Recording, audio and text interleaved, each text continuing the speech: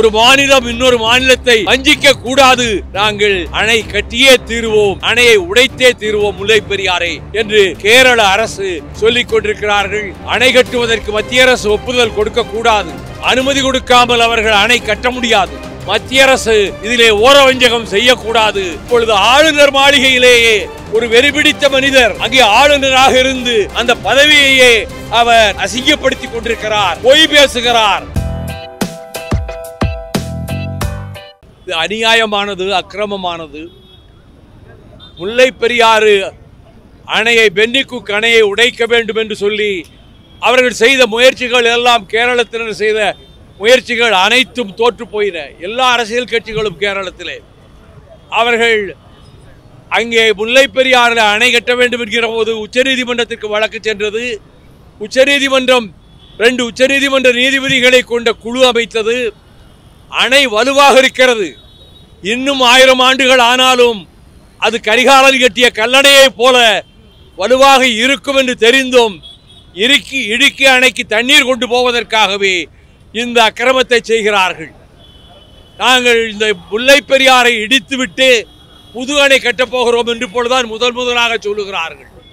சிலந்தி நதியில் ஒரு துணை ஆற்று, அந்த நதி கொள்ளிடத்திலே ஒரு துணை ஆற்றிலும் துணை நதியிலும் அவர்கள் அணை கட்டுவதற்கு ஏற்பாடு செய்து கொண்டிருக்கிறார்கள். மத்திய அரசு நடுநிலையோடு ஒரு மாநிலம் இன்னொரு மாநிலத்தை வஞ்சிக்க கூடாது என்ற முறையிலே அவர்கள் இதை அனுமதிக்க கூடாது, அனுமதிக்க மாட்டோம் என்று பலமுறை அவர்கள் நீதிமன்றத்திலும் மத்திய அரசு வாக்குறுதி கொடுத்தது. ஆனால் இன்றைக்கு மார்க்சிஸ்ட் கம்யூனிஸ்ட் தலைமையிலே நடைபெறுகிற கேரள அரசு நாங்கள் அணை கட்டியே தீருவோம், அணையை உடைத்தே தீருவோம் முல்லை பெரியாரை என்று சொல்லிக் கொண்டிருக்கிறார்கள். இதை எதிர்த்து தமிழ்நாடு அரசு நீதிமன்றத்திலே அதற்கு எதிர்ப்பான கருத்துக்களை பதிவு செய்திருக்கிறது. இன்னும் வலுவாக அனைத்து கட்சிகளையும் அணைத்துக் கொண்டு அவர்கள் மத்திய அரசுக்கு நெருக்கடி கொடுக்க வேண்டும். இங்கே அணை கட்டுவதற்கு மத்திய அரசு ஒப்புதல் கொடுக்கக்கூடாது. சுற்றுச்சூழல் அமைச்சரவையும் மத்திய அரசும் அனுமதி கொடுக்காமல் அவர்கள் அணை கட்ட முடியாது. ஆகவே அதற்கு பதிலாக இங்கே ஒரு உபநதியிலே வந்து அணை கட்டி முல்லை பெரியாருக்கு வருகிற தண்ணீரை தடுத்து விடலாம் என்று கேரள அரசு கருதுகிறது. இது அநியாயம், இது அநீதி. ஒரு மாநிலத்தினுடைய சட்டபூர்வமான உரிமையை 999 ஆண்டுகளுக்கு போடப்பட்ட ஒப்பந்தத்தின்படிதான் இங்கே முல்லை பெரியாறு பென்னிக்குக் அணை இயங்கிக் கொண்டிருக்கிறது.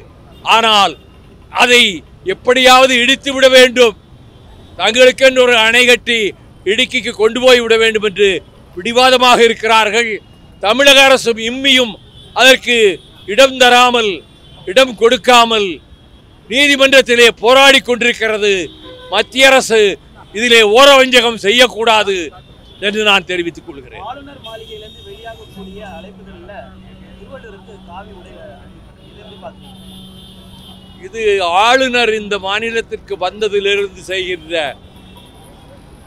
அக்கிரமமான செயல்களிலே ஒன்று.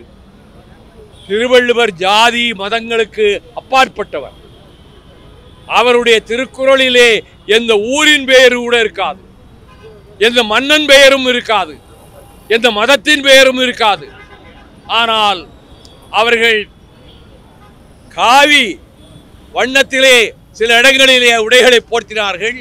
இப்பொழுது ஆளுநர் மாளிகையிலேயே ஒரு வெறிபிடித்த மனிதர் அங்கே ஆளுநராக இருந்து அந்த பதவியையே அவர் அநாகரீகமான ஒரு வழியிலே செலுத்தி கொண்டிருக்கிறார்.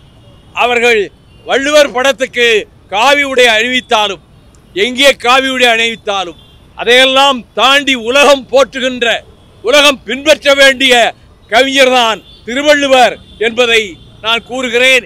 இந்த முயற்சிக்கு கவர்னரை கடுமையாக கண்டிக்கிறேன். பிரதமர் தான் மனித பிறவி அல்ல, கடவுளால் அனுப்பப்பட்ட தூதன். இது மாதிரி 14ஆம் லூயி தான் பிரான்ஸ் நாட்டில் தி ஸ்டேட், ஐ ஆம் தி ஸ்டேட், இந்த நாடு என்பதே நான் தான் அப்படின்னு சொன்னவன் 14ஆம் லூயி. அதற்கு பிறகு இவர், நான் நேரடியாக கடவுளிடமிருந்து வரம் பெற்று வந்தவன், நான் சாதாரணமாக பிறக்கவில்லை, அவன் இறைவனே என்னை, பரமேஸ்வரனே என்னை இங்கே போ என்று அனுப்பி வைத்திருக்கிறார் என்று பேசுகிறார். இது எந்த அளவுக்கு அறிவுடைமை என்பதை மக்கள் சிந்திக்க வேண்டும். இங்கே இப்படிப்பட்ட ஒரு ஆளுநர் இருந்து கொண்டு அந்த பதவியையே அசிங்கப்படுத்தி கொண்டிருக்கிறார், பொய் பேசுகிறார். தமிழ் என்று இடையிலே சொல்லிக்கொண்டே இந்தியையும் சமஸ்கிருதத்தையும் திணிப்பதற்கு வழி பார்க்கிறார்.